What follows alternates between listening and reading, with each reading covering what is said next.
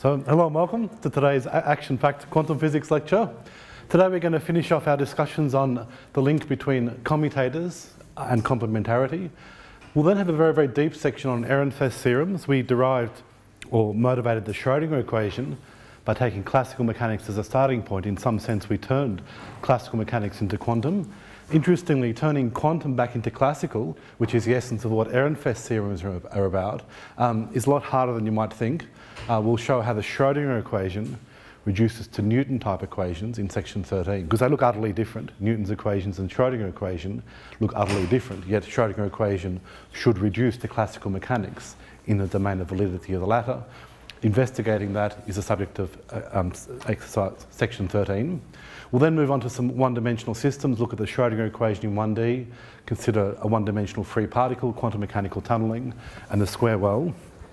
So let's get into it. Let's begin by knocking off section 12.2. So we'd introduced already the idea of a commutator. If you have two linear operators A and B, then we can form the difference AB minus BA. By definition, this is A and B in square brackets. If two operators don't commute, then this commutator is non-zero. And the question is there some link between a non-vanishing commutator and an associated uncertainty principle? Now, you've met the energy-time uncertainty principle, the position-momentum uncertainty principle. I'm talking here about any uncertainty principle associated with any pair of linear operators that don't commute, for which this commutator is non-zero. Uncertainty principle in the sense of the Heisenberg uncertainty principle.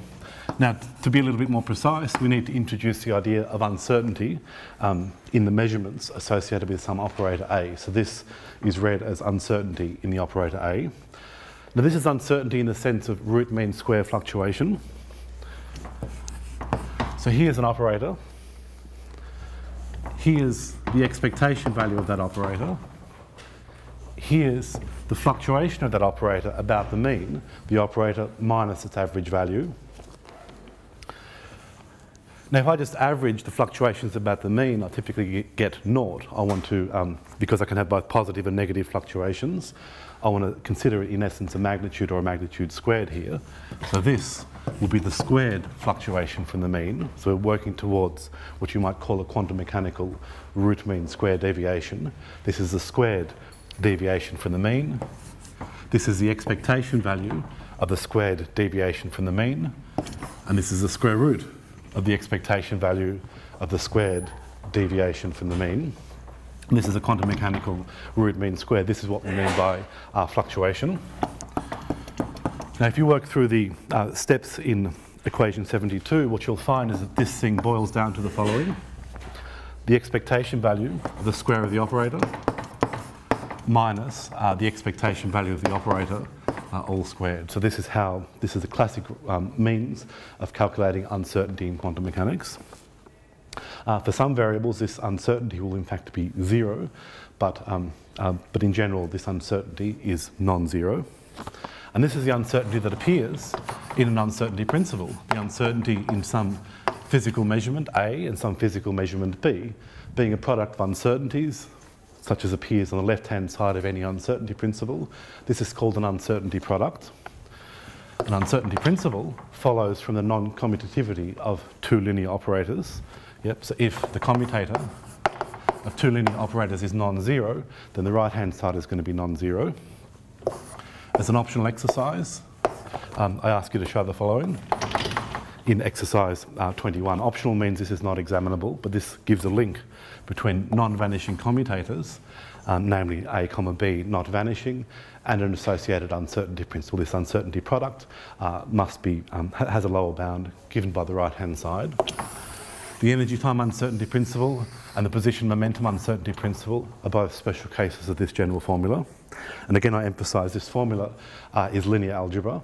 This is not specific to quantum physics. It appears also, for example, in communications engineering. And again, the proof of this I leave as an exercise. Let's get on to my favourite part of today's class, which is the Ehrenfest theorems. There's two of them. hence plural. The question here, in essence, which the Ehrenfest theorems answer, is how do we go from the Schrödinger equation with its language of wave functions and partial differential equation, governing those wave functions and Born interpretation of quantum mechanics and so on, how do we get from the Schrödinger equation to equations of Newtonian mechanics? How do we get from Schrödinger to Newton?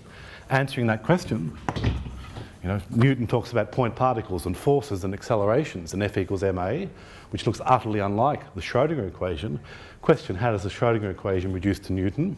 Because it's not at all obvious. All right, so let's do it. Now, one of the key ideas in classical mechanics is the idea of a trajectory. You have some point particle which might travel through some trajectory in space, and as it does so, it travels from some point A to some point B along some continuous path.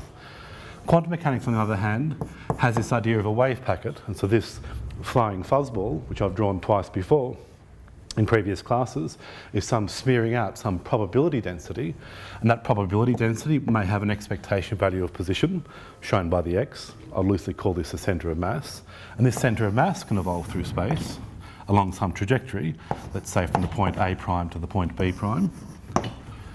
Question, the trajectory of this particle in the classical setting obeys Newton's equations. The trajectory of this, this evolution of this wave packet in space and time obeys the Schrödinger equation. Question, does the centre of mass of the wave packet, the expectation value of position, does that expectation value of position, which will trace out some trajectory, does it obey Newton equations? And the answer is yes, if you're in the classical limit, and we show that with Ehrenfest's theorems.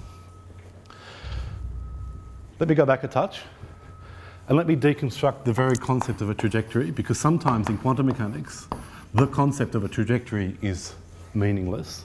So let me give an example. Here's an atom with a nucleus, and let's have the Bohr model of the atom.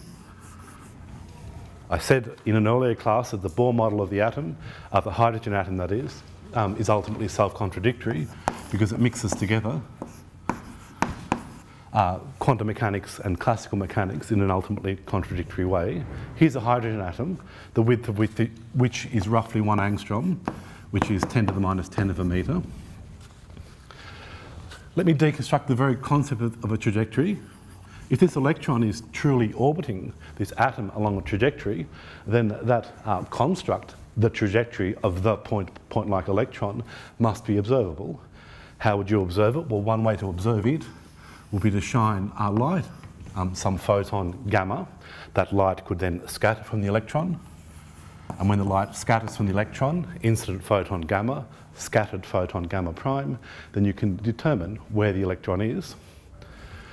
Now, in order to be able to localise an electron to some region of space smaller than 10 to the minus 10, you need the wavelength of the photon to be less than 10 to the minus 10 of a metre.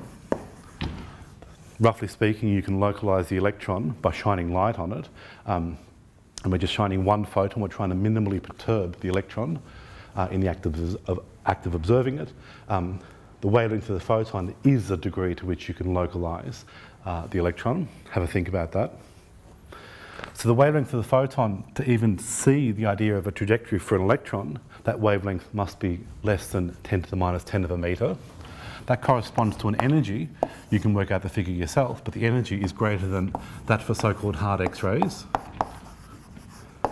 Hard X-rays, high energy X-rays of 10 kilo electron volts or more.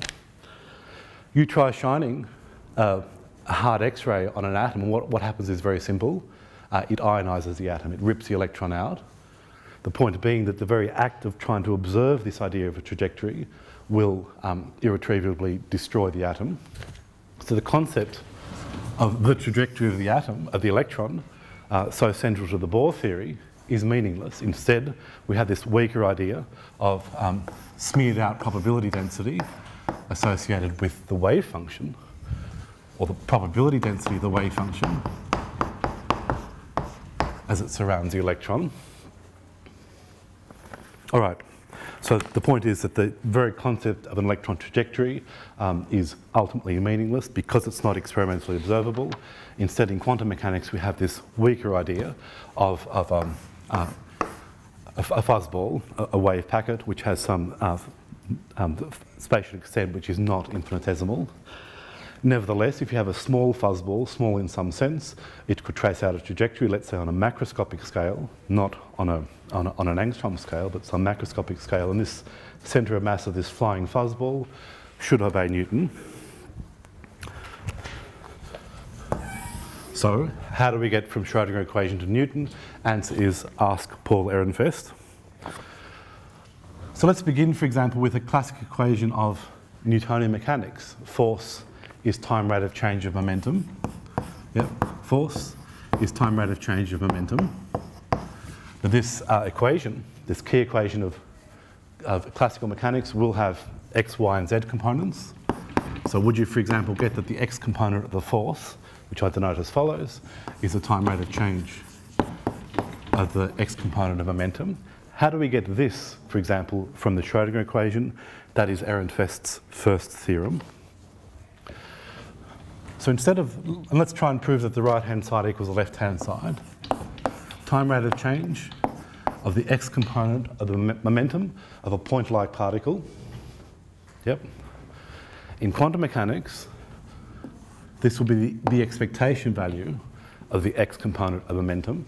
Expectation value in the sense of quantum mechanical expectation value. And px would now be the momentum operator. What is expectation value? I'll just remind you that it's a triple integral over all space. We have psi star on the left-hand side, which will be a function of position and time that I won't write explicitly. We have psi on the right-hand side. And then we have the operator, in this case px, in the middle. And px is minus I h cross d by dx. So this is the time rate of change of the momentum. And this expression is somehow got to reduce to force if Schrödinger theory reduces to classical mechanics in the domain of validity of the latter, as it must.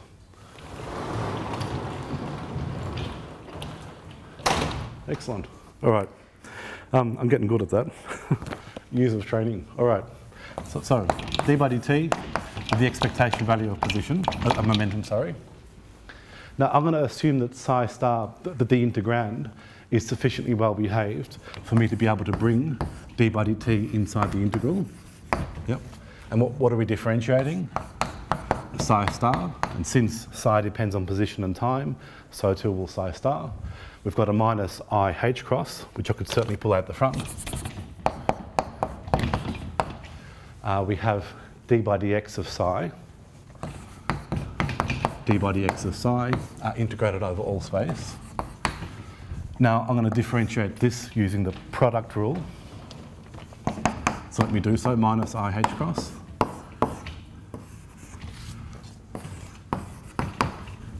I can differentiate the first thing, and notice that my total derivative becomes a partial derivative. I differentiate the first thing, leaving the second alone. Or I can leave the first thing alone and differentiate the second thing, which will become d squared psi dx dt. Again, psi is sufficiently well behaved that the order in which I do these two derivatives is immaterial. Then there's some second year vector calculus, or second year calculus, which I'll omit and which I'll leave to exercise 22. What you'll end up with, I mean, the essence of what you do is that d psi dt is in the Schrödinger equation. It's the left-hand side of the Schrödinger equation, in essence. The right-hand side of the Schrödinger equation has potential in it. The answer that we're trying to work towards has potential in it, right? Force is minus the derivative of the potential. So use the Schrödinger equation to eliminate or to replace d psi dt with something involving v. Then you'll need, again, some second-year manipulations. And what you'll end up with will be expectation value of minus dv dx Now this this equation is the x component of a vector equation. Again, what I choose to call the x coordinate is immaterial. So this thing falls out for x, then it must also fall out for y, and it must also fall out for z, because there is no preferred direction in space. So the identical equations must hold for y and z. We can put those resulting three equations into one vector equation. The time derivative of the expectation value of momentum equals the expectation value of minus the gradient of the potential, which is the expectation value of the force, because force is minus the gradient of the potential. Now these equations look Newtonian, but they're not. This is not the momentum. This is the expectation value of the momentum for an extended wave packet. This is not negative grad v. This is negative grad v averaged. This is negative grad v averaged over some region of space. This is not the force, it's the expectation value of the force. But if your wave packet is very small, then these are Newton's equations, if your wave packet is very small. If, on the other hand, your wave packet is not very small compared to what? Compared to the characteristic length scale over which v changes appreciably, have a think about that, then these equations, while looking superficially like Newton, are not Newton's equations. So this is Ehrenfest's first theorem, which I'll call E1. There's two of them. The second one is called E2. Newton would say momentum equals mass times velocity, or mass times dr dt. Ehrenfest's second theorem, again as derived from the Schrödinger equation, says that the expectation value of momentum is mass times the expectation value of dr dt. Again, I want to make the emphasis, or emphasize the point, that the transition from quantum to classical, just for Schrödinger theory, is still incompletely understood. But this stuff here is understood.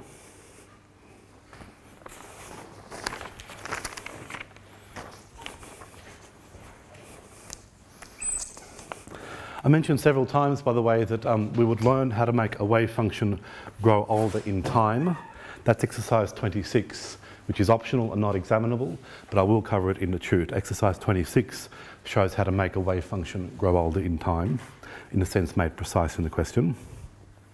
Let's then move on to 1D quantum systems, which is the subject of chapter 4.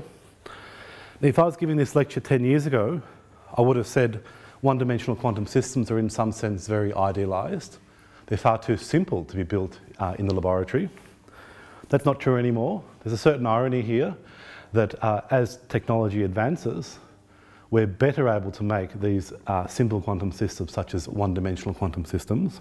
One-dimensional quantum systems are those in which only one spatial dimension matters. So if, for example, you have some layered film, we're talking about thicknesses that are only a few atoms thick, thicknesses on the order of 1 angstrom, such films can be made with very, very high accuracy. These things can be made for certain applications, for example, in quantum computing or in nanoelectronics. These things can be built routinely now. Our technology is good enough that these one-dimensional quantum systems are no longer idealised. They can be built in the laboratory and have technological applications. We're going to study one-dimensional quantum systems here, and we'll move over to 3 dimensions later in the course. So let's begin with the question. What does the Schrödinger equation look like in 1D? So one spatial dimension Schrödinger equation. By the way, just as a piece of terminology, we sometimes speak of 1 + 1 dimensions. This doesn't mean that physicists can't add up. When they say 1 + 1 dimensions, they mean one space dimension, in this case x, and one time dimension, in this case t. Ordinary 3-dimensional space. Time would be 3 + 1 dimensions. In some crazy theories of physics, you might have 3 + 2 dimensions or 12 + 2 dimensions. So many combinations, but for here, let's consider a 1 + 1 dimensional version of the Schrödinger equation. So what we need to do is to look at equation 35, which is the time-dependent Schrödinger equation, and we just need to replace 3-dimensional position with x, and we need to replace 3-dimensional Laplacian with one-dimensional Laplacian. And so with these replacements, we end up with equation 83, the 1 plus one-dimensional Schrödinger equation. The wave function itself is a function of position, which is x, and time t. The mass of the electron is still the mass of the electron, m. Laplacian becomes d squared by dx squared. Potential is now just a function of position x and time t, and the wave function. So this is the one-dimensional, time-dependent Schrödinger equation given in equation 83. There's also a corresponding one-dimensional, time-independent Schrödinger equation, which I'll write down now. Let's have the right-hand side.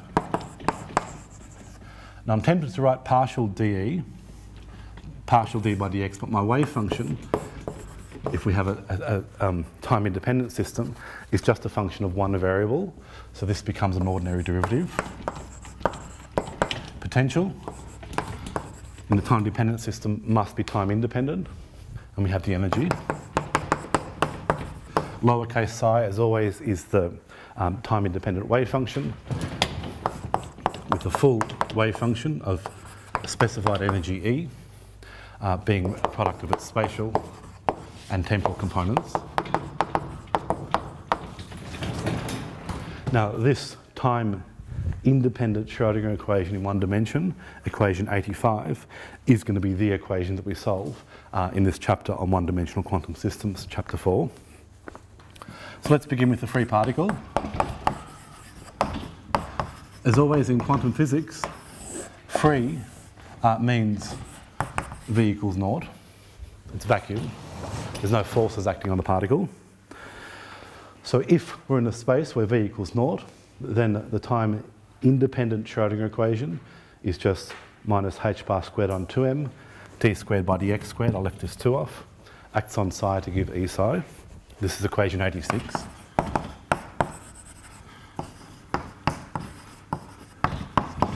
So the business of one-dimensional time-independent quantum mechanics is the business of solving this eigenvalue equation if you're in free space. Now in exercise 26 I ask you to solve this. Sorry, exercise 28 I ask you to solve this. The result is equation 87. The wave function. Again, you can turn off your physics brains and just solve this equation. There'll be 2 linearly independent solutions as follows. Here k is both the wave number and the wave vector. And it's related to the mass of the particle and its energy as follows. Again, you get to derive this, but I look at this equation, equation 88, and what I see is a pair of counter-propagating plane waves. This is nothing more than a certain linear combination. A and B are both complex numbers. This is just a linear combination of a plane wave propagating to the right and a plane wave propagating to the left. In one spatial dimension, there's only two independent plane waves, those that travel to the right and those that travel to the left. This general solution of the free space time-independent Schrödinger equation is nothing more than a linear combination of counter-propagating plane waves, one going to the right and one going to the left. That's it. Next is barrier penetration, also called tunnelling. And the calculation done here was the key to George Gamow, who did a famous calculation, which in essence was what we did here to study the decay of a nucleus. All right, barrier penetration. We're going to have a particular potential, and that particular potential will be either 0 or V naught or 0, and V naught is some non-negative number. In our one-dimensional world, depending on whether x is less than naught, x lies between naught and the width A of our barrier, or x is greater than A. If I was to draw a sketch of this, this is the potential, V of x versus x. It's 0, or it's V naught, or it's 0. So this is our square barrier. I'm going to draw this again now.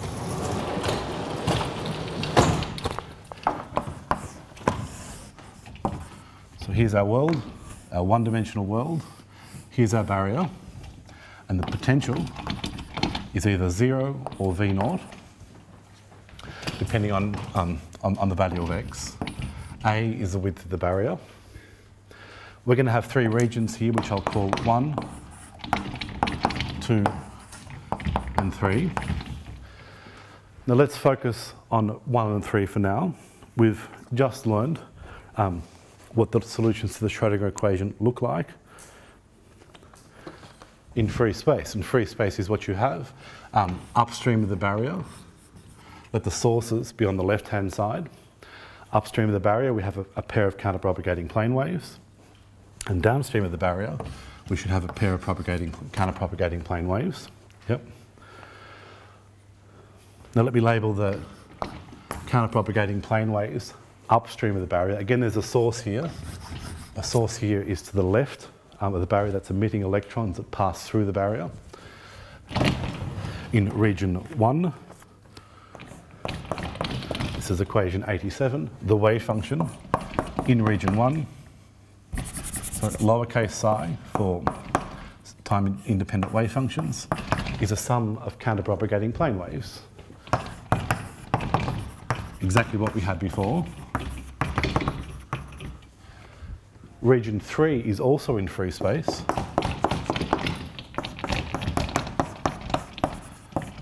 Which again is a pair of counterpropagating plane waves. Their complex coefficients will, however, in general be different. So I'm going to call those complex coefficients C and D.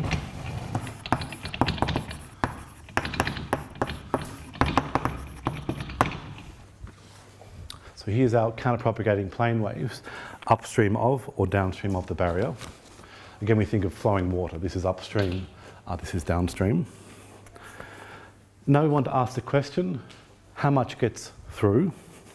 How much gets through? And so we're going to have a so-called reflection coefficient, how much gets through. Given that C is complex and A is complex, the magnitude squared of C divided by the magnitude squared of A is going to be a measure of how much gets through. If this number, this reflection coefficient R, is 1, then everything gets through. If it's 0, then nothing gets through. This is a transmission coefficient I've just written. Reflection coefficient will be similarly defined as the magnitude of B squared on A squared. And these are equations 91. Then to proceed further, I want to consider 2 special cases. This particle has a given energy E. Question, is that energy greater than the height of the barrier, or is that energy less than the height of the barrier? I want to consider these 2 cases separately. If the energy equals the barrier energy, then we can use either case. So is the energy greater than or less than? This will be cases 1 and 2 respectively. Now the algebra here is tedious, and so I'm not going to work through it. I want you to do this in your own free time. So these 2 cases, cases 1 and 2, I want you to explore in your own free time, even though I know you're working 1,000 hours a week. And what you'll get will be an expression for the reflection and transmission coefficient in case 1, which is equations 96 and 97, or you'll get an expression for the transmission and reflection coefficients for case 2, which is equations 100, A and B. And I'll look at those formulas. I'm not going to write them down, not because I'm lazy, but because I stare at them and they mean nothing to me. It's just a fancy formula, and I'm not impressed by fancy formulas. So what you can do is you can graph those fancy formulas, and this is what I am interested in. Now you've got to do the hard yards and work them out, and that's better done in your own private time. But let's map or graph the transmission coefficient versus a natural dimensionless quantity to introduce, E on V0. So if E on V0 is greater than 1, then the energy of the particle is bigger than the potential hump. Classically, if this was a hill, the electrons would always go from left to right. The transmission coefficient would always be 1. So let me draw in yellow the classical curve. Classical mechanics would say if the energy is greater than V naught, and hence E on V naught is greater than 1, then all the electrons would get through. And if the energy was less than V naught, then none of the electrons would get through. So the yellow curve is what classical mechanics would say. But we have these fancy formulas in equations 96, 97 and 100, which you can then graph. And what you find is the following. The red curve is quantum mechanics. Yep. So quantum mechanics is the red curve and classical mechanics is the yellow one. So the red and the yellow curves are not too dissimilar. But here, this is saying that even if the energy isn't enough to get through the barrier classically, quantum mechanically you can have a small but non-zero chance of transmission. This is quantum mechanical tunnelling. Then you get some strange oscillations. So when you plot the graph, you get this. So there's a couple of peculiar features here. One is, if you were to make this axis, if you were to make E much, much greater than V naught, this red curve is going to tend towards the yellow curve as always.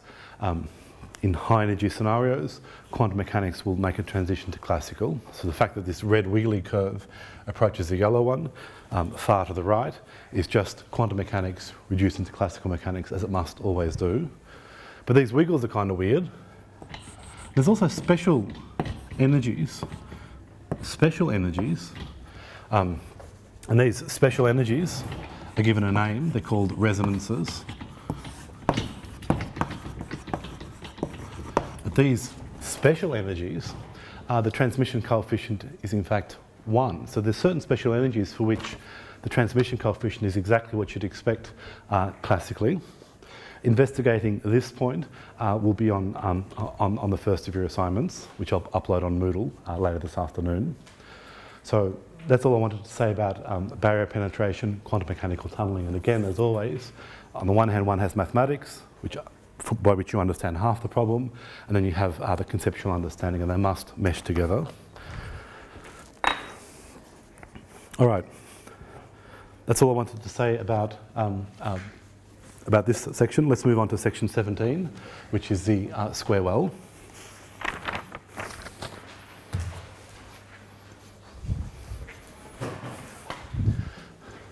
I was emphasising, by the way, advances in nanofabrication and nanotechnology.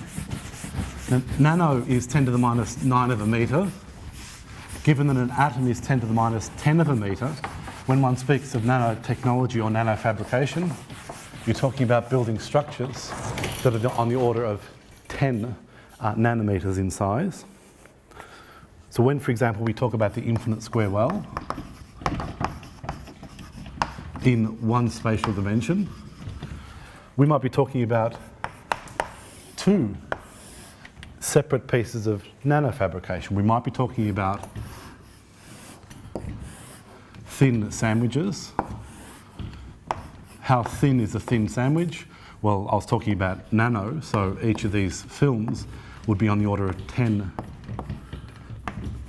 angstroms in thickness, 10 atoms in thickness, 1 nanometre in thickness.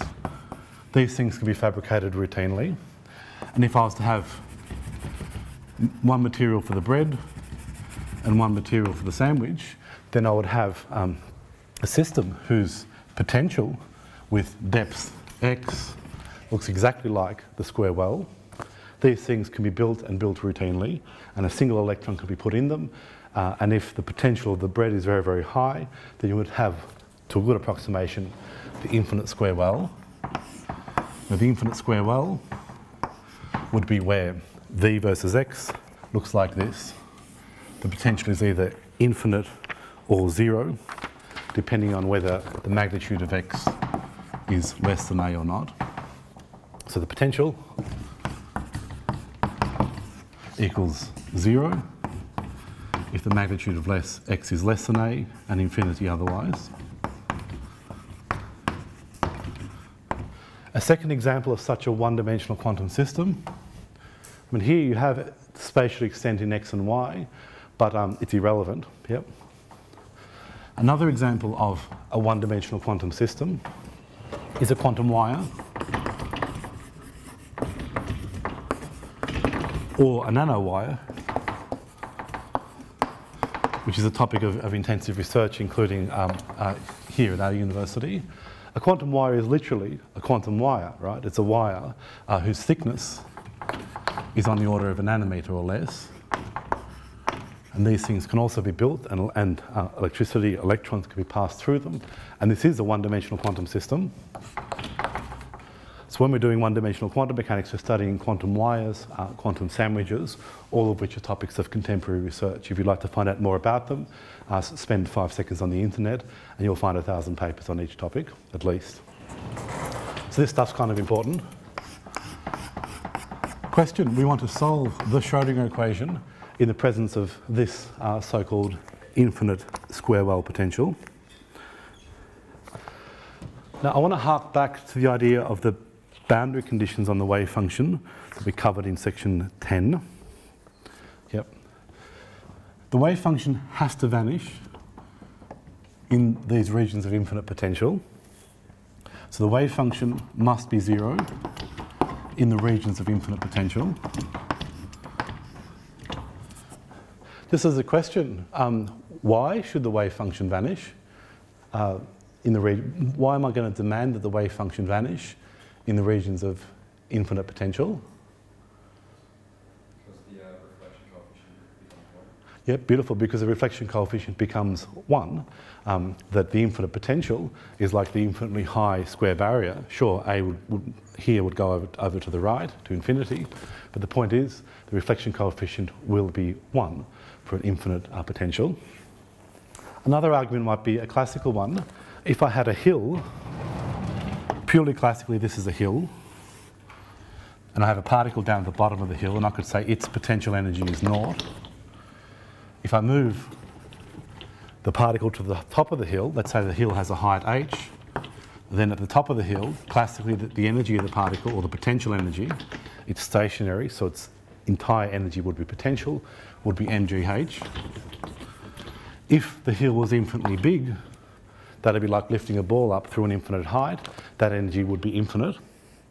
Quantum mechanically, if the wave function didn't vanish in a region of infinite potential, then it would have infinite energy associated with it, which is unphysical. Instead of one billiard ball, we have an ensemble of billiard balls, some of which are inside the infinite square barrier. And since we don't want this thing to have infinite energy, the wave function must be 0 in the region of infinite potential. So there's 2 explanations. Yours is better because it's more compact. So the wave function must vanish.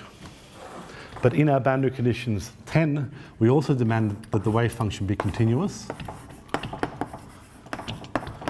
And so if the wave function must vanish in the regions of infinite potential, then it's going to have to be 0 at the wall. Yep. If the wave function is going to be continuous and the wave function must vanish in the region of infinite potential, then whatever the wave function looks like inside the barrier, it might be complex, and in general will be, it's got to be continuous. Therefore, the wave function is going to have to vanish at the origin, at the walls. So the wave function at x equals plus or minus a must vanish. Now, this is enough to solve the time-independent Schrödinger equation in the presence of this infinite square well potential.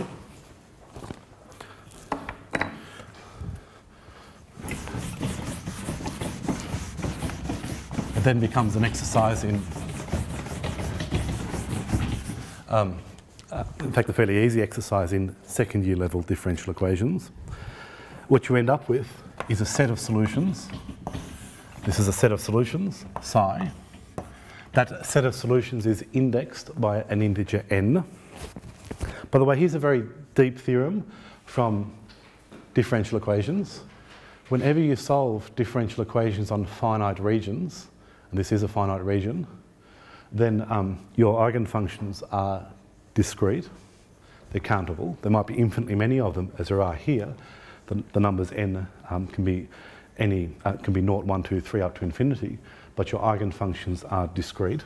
That always happens on finite regions. So here's the solutions of the time-independent Schrödinger equation in this infinite square well.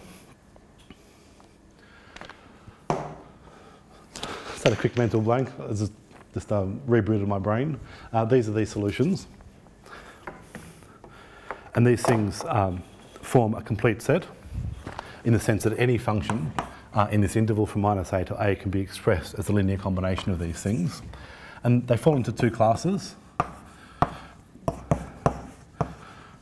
This one on root a is just a normalisation condition which forces the integral over all space, which is the same as from minus a to a, of these solutions to be 1. The probability of finding the electron somewhere in the box must be unity. We have two classes. We have even functions and odd functions, causes and sines, n pi x on a. And the upper set of solutions corresponds to n being odd, 1, 3, 5, etc. And the second set corresponds to n being even, including 2, 2, 4, 6, etc. The corresponding energy levels, and you prove all this in an exercise, the corresponding energy levels are quantized. Now, I could be flippant and say this is quantum mechanics, so of course the energy levels are quantized. That's not true. In quantum mechanics, sometimes energy is quantized, but not always. As one example, if you have the infinite plane waves, they can have any one of a continuum of energies, right? Infinite plane waves filling all space can have any one of a continuum of energies. The point is, in quantum mechanics, sometimes quantities are quantized, but not always. Here, the quantity of energy is quantized, and it's proportional to the square of the integer n. You might also want to ask yourself about limit cases.